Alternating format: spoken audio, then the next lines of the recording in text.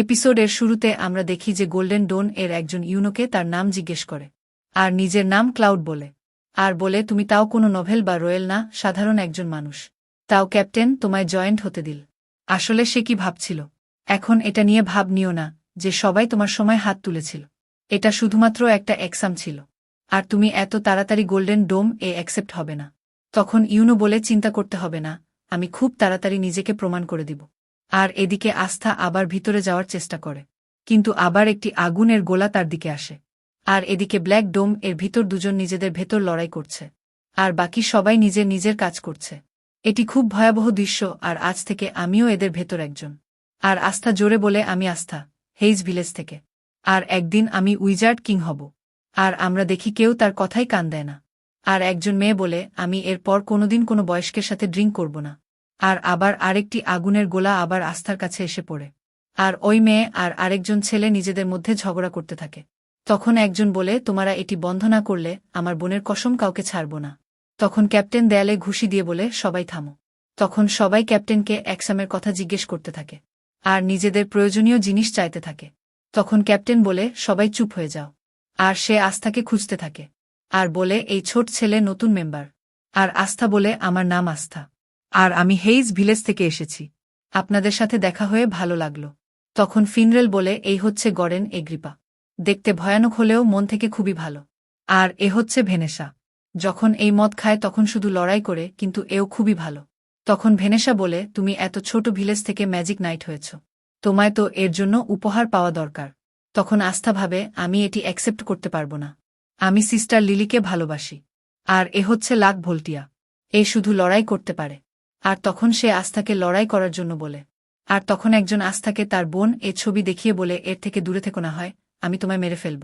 তখন ফিনরেল বলে, এর নাম এডলি, আর এই হচ্ছে চার্মি পেপিট, এর শুধু খাওয়া পছন্দ। আর এ হচ্ছে গ্রে, অয় তিন খুবই ভালো মানুষ। আর শেষ এ ম্যাগমা সিং, যে একজন গুন্ডা কিন্তু ভালো মানুষ। আর আমি হচ্ছি ফিনরেল, আর এ হচ্ছে ক্যাপ্টেন ইয়ামি। তখন ক্যাপ্টেন বলে, এখানে আরও মেম্বার আছে যারা হয় মিশন এ না হয় আরাম করছে। আর তখন আস্থা জোরে জোরে থ্যাঙ্কস করতে থাকে। তখন ইয়ামি তাকে চুপ থাকতে বলে, আর বলে, একে তার কাজ বলে দাও, কিন্তু মারামারি কইরো না। তখন ম্যাগনা বলে, তুমি ছোট বাচ্চা, হেইজ ভিলেজ থেকে এসেছ, আর তোমার ভেতর কোনো জাদুই আমি দেখতে পাচ্ছি না। তাও তুমি ব্ল্যাক উলফ এর নতুন মেম্বার। কি করে তুমি তাহলে? কিন্তু তোমায় এই ব্ল্যাক উলফ রোফ তখন পাবে যখন তুমি নিজেকে প্রমাণ করবে। তখন আস্থা তা পেতে উত্তেজিত হয়ে যায়। তখন ম্যাগনা বলে, চলো দেখি তুমি এটি পেতে কতটা যোগ্য। তারপর বলে, তুমি যদি আমার দেয়া কাজ করতে পারো তবে তোমায় এটি মিলবে। প্রথমে আমায় 5000 সিট আপ করে দেখাও। আর সে আস্থাকে অনেক কিছু করাতে থাকে। তখন লাক বলে, এর কাছে জাদু না থাকুক, কিন্তু এর শারীরিক শক্তি অনেক বেশি। তখন আস্থা বলে, তুমি কি এখন খুশি? এখন কি আমি তা পাব? তখন ম্যাগনা বলে, তুমি খুব তাড়াতাড়ি করছো, কিন্তু এখনও লাস্ট কাজ বাকি আছে। তুমি যা খুশি করো, হয় আমার জাদুকে আটকাতে হবে, না হয় প্রতিরোধ করতে হবে। আর এটা করতে পারলেই তুমি তা পাবে।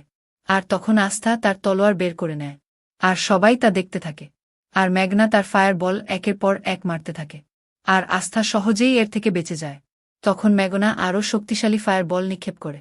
তখন আস্থা তার সব কিছু চিন্তা করে ভাবে এটি সে কাটতে পারবে, কিন্তু ম্যাগনার বল খুবই ফাস্ট। যদি সে তা কাটেও তাও তার আগুন আস্থাকে জ্বালিয়ে দিতে পারে। আর আস্থা যখন এটা ভাবে, আস্থার ব্রেন কাজ করা বন্ধ করে দেয়, কিন্তু তার শরীর আপনা আপনি কাজ করে, আর ম্যাগনার বলকে হিট করে ফেরত পাঠিয়ে দেয়, যা সুজা ম্যাগনাকে গিয়ে হিট করে, যা দেখে সবাই খুশি হয়ে যায়। তখন ইয়ামি ভাবে সে এটি কাটতে পারেনি, তাই তা হিট করে দেয়। তো এর জাদুর তলোয়ার ম্যাজিককে কাটতেও পারে, আবার রিফ্লেক্টও করতে পারে। তখন আস্থা ভাবে, আমি নিজেও জানতাম না এটি ম্যাজিককে এভাবে হিটও করতে পারে। এই তলোয়ার তো অনেক কিছুই করতে পারে। এই পাগল ভাবছিল কি, আমি তো মরতেও পারতাম, কিন্তু আমি কি একে মেরে ফেলেছি? তখন ম্যাগনা বলে, তুমি কি ভাবছিলে? সময় থাকতে আমি একে শেষ করে দিয়েছি, না হয় আমি মরেই যেতাম। আর আস্থাকে ধরে বলে, তুমি তো অনেক কিছু জানো। তুমি শুধু আমার জাদুকে থামাওনি, আমার দিকে আবার পাঠিয়েও দিয়েছ। এটি আমার অনেক পছন্দ হয়েছে। তোমায় ভিলেজ দিয়ে মাপার জন্য সরি। আমিও রিয়াকা ভিলেজ থেকে এসেছি। তখন আস্থা বলে, এটি কোনো বড় কথা না, আমার কাছে তো কোনো জাদু শক্তি নেই। তখন ম্যাগনা বলে, তোমার কাছে কোনো জাদু শক্তি নেই, তাও তুমি আমায় হারিয়ে দিলা। তুমি তো একজন আসল পুরুষ। তখন সবাই আস্থাকে চিয়ার্স করতে থাকে। তখন ম্যাগনা আস্থাকে ব্ল্যাক উলফ এর রোফ দিয়ে দেয়, যা দেখে আস্থা খুবই খুশি হয়ে যায়। আর ভেনেসা তা আস্থাকে পরিয়ে দেয়। তখন ম্যাগনা বলে, এখন থেকে তুমি ব্ল্যাক উলফ এর অফিসিয়াল মেম্বার। আর এমন কিছু করো না যাতে ব্ল্যাক উলফ এর নাম খারাপ হয়। আর আস্থা আবারও জোরে জোরে চিল্লাতে থাকে এবং ইয়ামি আবারও তাকে চুপ করায়। তারপর আস্থাকে তার নিজের রুম দেয়া হয়। তখন আস্থা খুবই খুশি হয়ে কাঁদতে থাকে আর বলে চার্জ এ কখনোই তার রুম ছিল না। তারা সবাই এক রুম এই ঘুমাত। আর আস্থা রুম পরিষ্কার করতে থাকে। তখন ম্যাগনা বলে তোমায় চিঠি লিখতে হবে মনে আছে। চার্জ এ তোমার ফ্যামিলি চিন্তা করছে। তাদের বলো এখানে কি হয়েছে। আর কিছু লাগলে আমায় বলো। তখন আস্থা চিঠি লেখা শুরু করে আর ভাবে এটি আমার প্রথম প্রাসাদ হলেও এটি শেষ না, আমি খুবই তাড়াতাড়ি উইজার্ড কিং হব, আর ইউনো আমি তোমায় হারাবই। আর তখন ক্লাউস ইউনোকে রুম দিয়ে বলে এই রুম তোমায় দিয়ে অপচয় করা হচ্ছে। আর কাল আমি তোমায় তোমার ম্যাজিক নাইটের কাজ বলবো। আমি এটি করতে তো চাই না, কিন্তু ক্যাপ্টেন যখন বলেছে আমার করতেই হবে। তোমার মাথায় ঢুকেছে ছেলে। তখন ইউনো বলে আমার নাম ইউনো বুঝেছ ক্লাউস। তখন ক্লাউস বলে আমি তোমার সিনিয়র তাই আমাকে স্যার বলো আর কাল লেট হয় না। আর এদিকে চার্জ এ সবাই যার যার কাজ করছে। আর সিস্টার লিলির কাছে আস্থা ও ইউনোর চিঠি এসে যায়। তখন ফাদার ইউনোর চিঠি পেয়ে বলে আমি জানতাম ইউনো তুমি ম্যাজিক নাইট এ অবশ্যই জয়েন্ট হবে। পুরা ভিলেজ এ এই কথা সবাইকে বলতে হবে। তখন ম্যাশ বলে আস্থার রাইটিং তো 5 বছরের বাচ্চার মতো, তো সে কবে আসছে? তখন ফাদার বলে যখন সে আসবে তখন তার সাহস বাড়াতে হবে। তখন সিস্টার লিলি বলে আস্থা লিখেছে সে ও ম্যাজিক নাইট এ সিলেক্ট হয়েছে, যা শুনে সবাই আশ্চর্য হয়ে যায়। তখন ফাদার বলে তাহলে তারা দুজনই আর ফিরে আসছে না, তো আমি ভিলেজ এগিয়ে সবাইকে এই খবর জানিয়ে আসছি। তখন ম্যাশ বলে শেষ পর্যন্ত সে যশ ভাবছে তা করে দেখালো। আর এদিকে আস্থা সকাল সকাল উঠে তাড়াতাড়ি করতে গিয়ে এক দেয়ালে বাড়ি খায়। তখন সেখানে ম্যাগনা এসে যায় আর আস্থা বলে কাল যা দেখেছি সেই মতে তো এই দেয়াল এখানে হওয়ার কথা না। তখন ম্যাগনা বলে এই ব্যাজ নিজে থেকেই নিজের জায়গা চেঞ্জ করতে থাকে, আর তুমি চিন্তা না করো, এর অভ্যাস তোমার হয়ে যাবে। চলো আজ তোমায় সবকিছু ঘুরে দেখাই। আর ম্যাগনা আস্থাকে সবকিছু ঘুরে ঘুরে দেখাতে থাকে আর ভুল করে বাথরুমে ঢুকে যায়, যেখানে ইয়ামি বসেছিল। আর আস্থাকে কিছু প্রাণী দেখায় আর বলে এগুলো কালেক্ট করা ইয়ামির হবি। আর আজ থেকে এদের দেখাশোনার দায়িত্ব তোমার। এদের সকাল সন্ধ্যা খাওয়ানোর দায়িত্ব তোমার। আর যেমনি আস্থা তাদের খাওয়াতে যায় তারা আস্থাকেই খেয়ে ফেলে। তারপর তারা লাইব্রেরি দেখে আর এদিক ওদিক দৌড়াতে শুরু করে। তখন সেখানে একজন মেয়ে এসে যায়। আর ম্যাগনা বলে এই তোমার সাথে এই বছরই জয়েন্ট হয়েছে। তখন ওই মেয়ে বলে আমার সামনে মাথা নিচু করে কথা বলো। তুমি তো একজন সাধারণ মানুষ, আবার তোমার কাছে কোনো জাদু নেই। আমার নাম নয়েল সিলভা, আর আমি একজন রয়্যাল ফ্যামিলির মেম্বার।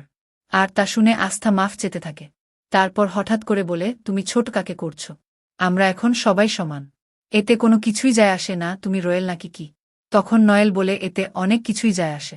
মনে হয় তোমরা আমার কথা বুঝতে পারছো না। আসো আমি তোমাদের আমাদের মাঝে জাদুশক্তির পার্থক্য দেখাই।